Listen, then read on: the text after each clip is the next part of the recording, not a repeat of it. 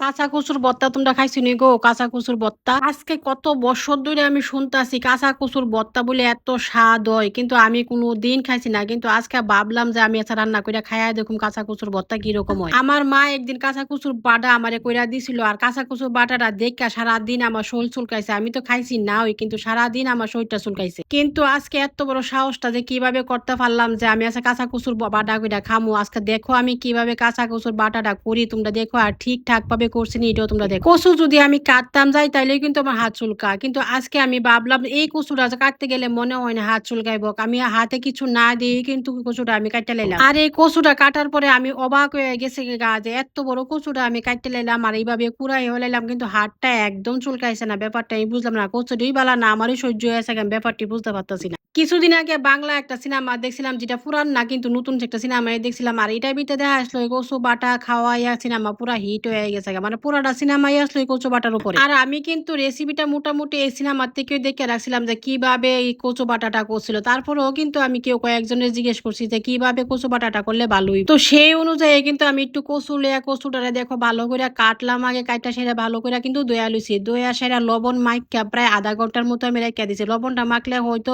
চুলকানি ভাবটা চাইবো। ভর্তাটা তো আমি করতাছি ঠিকই, আমি খাইতে পারুম নি, আমি নিজেই সাহস করতে পারতাছি না আমি যিনি খাইতে পারুম নি। কিন্তু ভর্তাটা আমি যেইভাবে রেসিপিটা আসলো আমি সেইভাবেই করতাছি, দেখে আজকে খাই আমার গলায় লাগেনি। তারপরে কচুটা আমি এক সাইডে রেখে সেরা আমি একটু কালো সর্ষে নিয়ে লেছি। তোমরা কালো সর্ষে এটা নিও, কালো সর্ষেটা দিলে ভালো হয়। আবার লগে আমি ৪-৫টা শুকনা লঙ্কা ফুইরা লইছি, ফুইরা লইলেই ভালো একটা টেস্ট আই। তারপর মরিচটা শসার আর ভালো করে একটু বাইটটা লইছি, বাইটটা আদা পালিশ করে সেটা নারিকেল নিছি, নারিকেলটা এইভাবে কুচি কুচি কাটতে সেটা এটা নারিকেলটাও এই শসাটার সঙ্গে ভালো করে পালিশ করে বাইটালাম। বাড়তে বাড়তে একটা জিনিস আমার আচানক লাগতেছে, এতক্ষণ ধরে আমি কচুটা ঘাটলাম, এইভাবে কচুটা ধুইলাম, কিন্তু আমার হাত কিন্তু চুলকালো না। ব্যাপারটা আমি বুঝতে পারলাম না কচুটাই ভালো না আমার হাতে অভ্যাস হয়ে গেছে কিছু বুঝতে পারতেছি। আমি যতটুক জানি কাঁচা কাঁচা এইভাবে কচুর বাটা করলে গলার তো ধরবই ধরবে, একদম না ধরে থাকতো না। কিন্তু তারা কইতাছে যে যারা যারা খাইছে তারা কইতাছে এইভাবে বাটা করলে কোনোদিনও গলা লাগে না। পারলে কিন্তু এটা আমি মিক্সারে করতে পারতাম, মিক্সারে করলে কিন্তু একবারই পালিশ হয়ে যেত গা, কোনো দরবার আসলো না। কিন্তু আমি বাইটটা করতেছি কেরে, আমি রেসিপিটা যারা যারাতে দেখছি সবাই এইভাবে হাতে বাইটটাই করছে, লিখে বাটা দিয়েই করতেছি আমি। আর যে কোনো জিনিস এইভাবে হাতে বাইটটা করলে কিন্তু টেস্টটা আলাদা হয়ে যায়,